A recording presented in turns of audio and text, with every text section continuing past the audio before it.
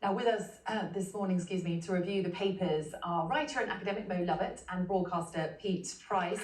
Very good morning to you both. Merry Christmas. Good morning. Merry Christmas. Good to see you. Pete, let's start with you, if I may. Of course, the story dominating many of the front pages is, of course, that horrendous shooting on Merseyside on Christmas Eve. Of course, you're on Merseyside, and this is not the first shocking shooting up there, is it? What's the reaction?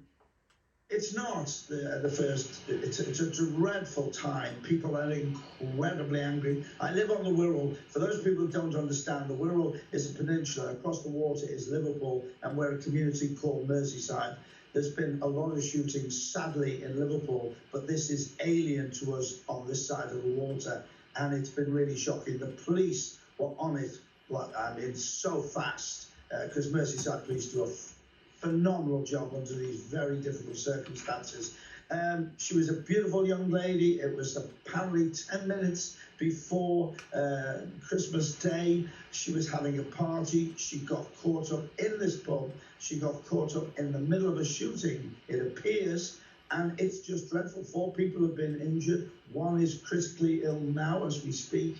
She was just, you can't imagine it. I went out yesterday, I was working around the area, and people are so angry and in disbelief and can't understand what has happened at all. And it's just mind-blowing. A family is destroyed, her friends are destroyed, and people are now a little bit fearful about going anywhere because of this. This was a very popular pub with young people, and it was packed because it was Christmas Eve. It beggars belief the way people can get guns these days, the way people can just shoot like they think it's a Wild West show. It's disgusting, and I can't imagine how people are feeling in the family. I saw the father and family arrive with flowers, and Ellie's just a beautiful soul who has lost her life, and Christmas has been destroyed forever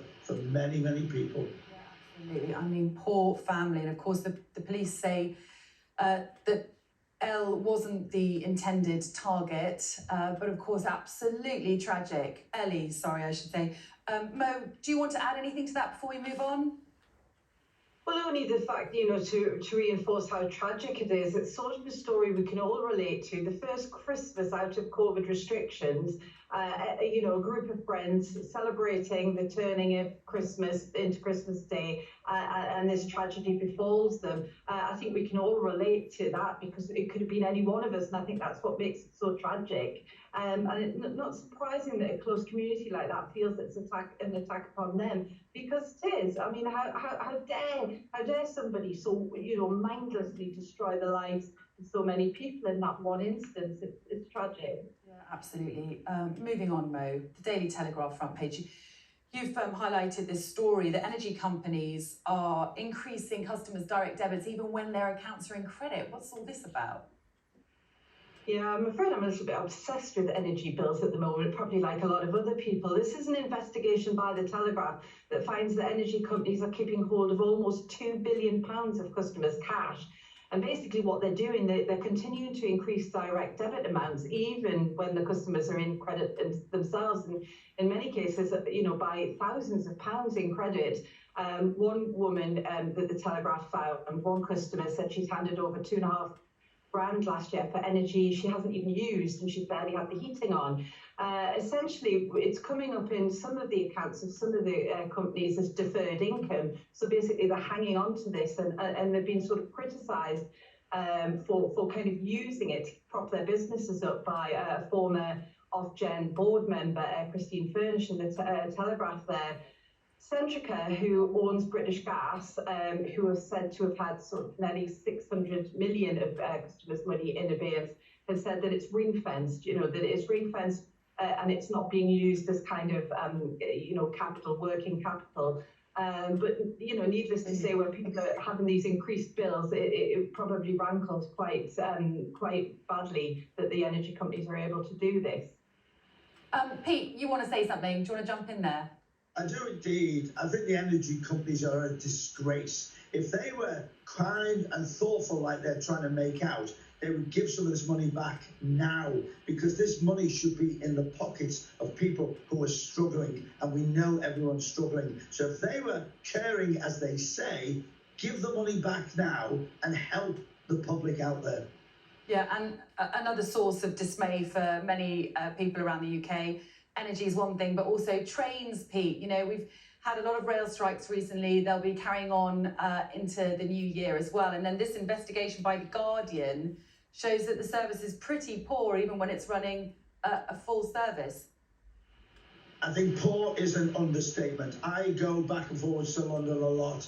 I've been going on Avanti.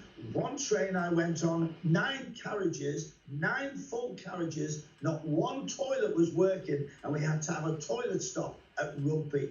And I am paying a great deal of money for that train ticket. It's the whole system seems to be falling apart, and you don't know whether there's a strike or not, because they're just collapsing as they are, just without the strikes. Yeah, quite right. And of course, train tickets are going up as well, aren't they, in just a few months' time? No. Mo, the front page of the Daily Telegraph, high streets in rural areas or smaller towns have actually benefited from these rail strikes. Yeah, I mean, it's interesting on that last story that the A reported that teams were on the road yesterday because people were avoiding, obviously there was the strikes yesterday as well. But this is having an impact on shopping. It's had an impact on where people are able to do their Christmas shopping and where they're looking for their sales, their kind of January sales. In one way, so the high street, in particularly big cities, are struggling because people want to go into the large cities because of the chaos on the roads and the public transport. It is, however, benefiting kind of smaller high streets locally. So I suppose it's good news for some, local high streets, but not so good for the big cities. And of course, we all got used to shopping, on the internet during COVID, if we weren't already that way minded. So I think a lot of people just started their shopping online and hoped for the best that it would come in time. It is worrying for the high street.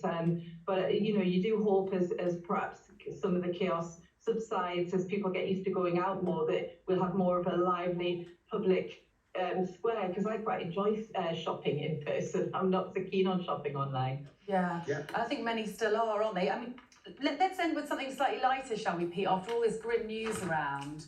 The front page of the Daily Star, I mean, you can always rely on the Star, can't you? Blizzard lizards, when they're talking about this terrible storm that's hit the US.